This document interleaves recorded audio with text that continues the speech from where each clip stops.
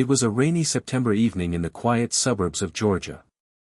Evelyn Harper sat alone on her creaking porch swing, her heart heavy with the ache of loneliness. At 38, she had faced 4 failed IVF attempts and a recent divorce. Her dreams of holding a baby in her arms had slipped like sand through her fingers. Yet in that aching emptiness, a quiet hope still flickered. That night, as thunder rumbled and she flipped through the television absent-mindedly, a news report caught her attention, a feature on underfunded foster homes in Atlanta.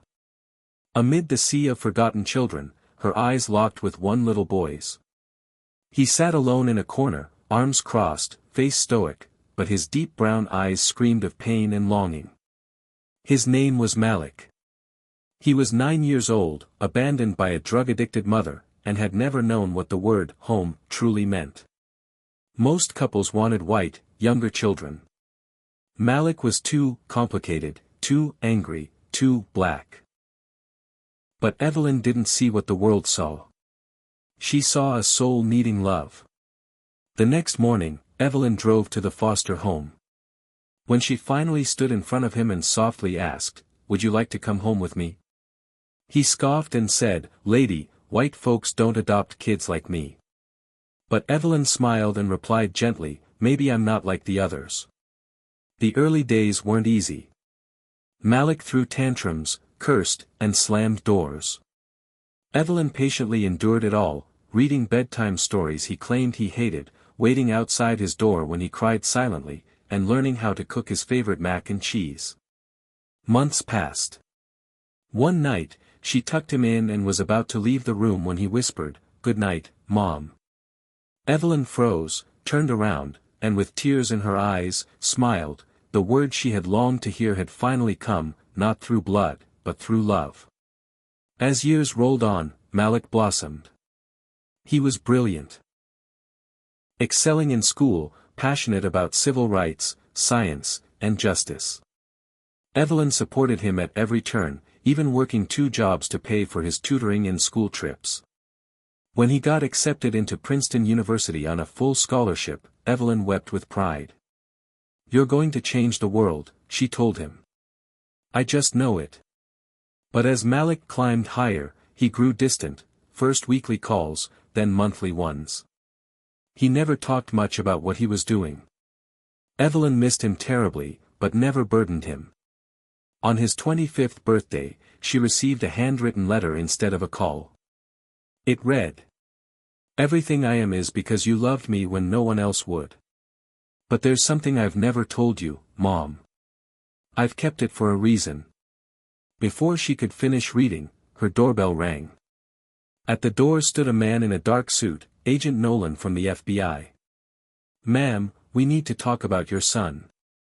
Evelyn's heart dropped. "Is he okay?" "He's safe," the agent said. "But your son isn't just any college graduate. He's been working undercover for the FBI, and helped us dismantle one of the largest human trafficking rings in the country." Evelyn collapsed onto her couch, overwhelmed. Her sweet Malik had been risking his life in silence. Soon, the entire country watched as Special Agent Malik Harper stood at a press conference in his FBI uniform. "I was just a scared black boy no one wanted. But one woman, Evelyn Harper, chose me. She made me who I am today." Evelyn watched from her living room, sobbing, her heart full. But not everyone was clapping.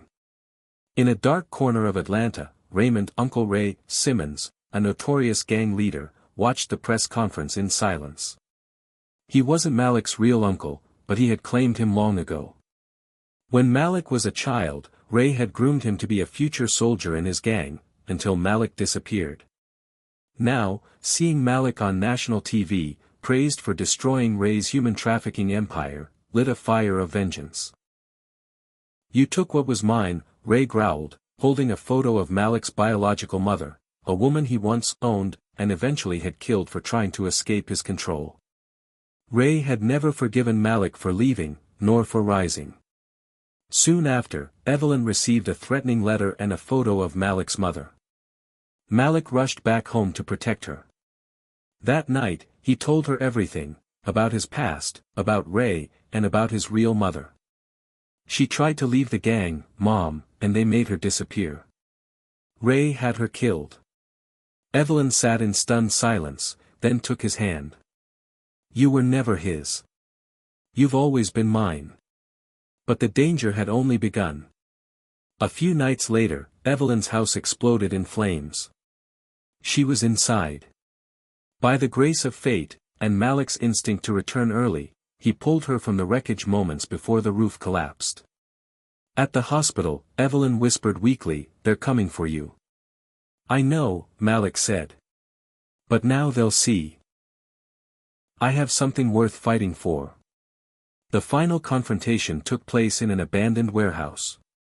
Malik had tracked Ray there, but was shocked to discover that his trusted FBI mentor, Agent Collins, had betrayed him and was secretly working with Ray.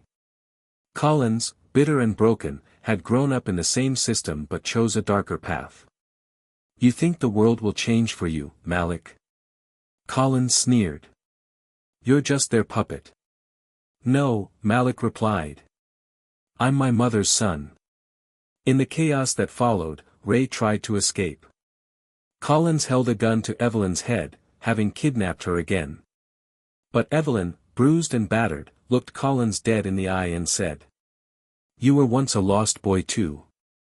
But Malik chose light. You chose hate." Before Collins could fire, Malik shot him. Ray was arrested. Evelyn was finally safe. In the years that followed, Malik left the FBI. He had seen too much. He founded a center called The Bridge for foster children, ex-gang members, and youth who had no one else. At the entrance stood a portrait of Evelyn, smiling, beneath it, a plaque read, "Founded in honor of Evelyn Harper, because every child deserves to be chosen." When Evelyn passed away peacefully at 73, Malik found a final letter in her drawer. "My dearest Malik, I always knew you were destined for more. You didn't just find a home, you built one for others. You made me a mother. And in doing so, you healed me too. Love forever. Mom." She didn't give him her blood, but she gave him her heart. He wasn't just her son. He was her reason, her redemption, her legacy.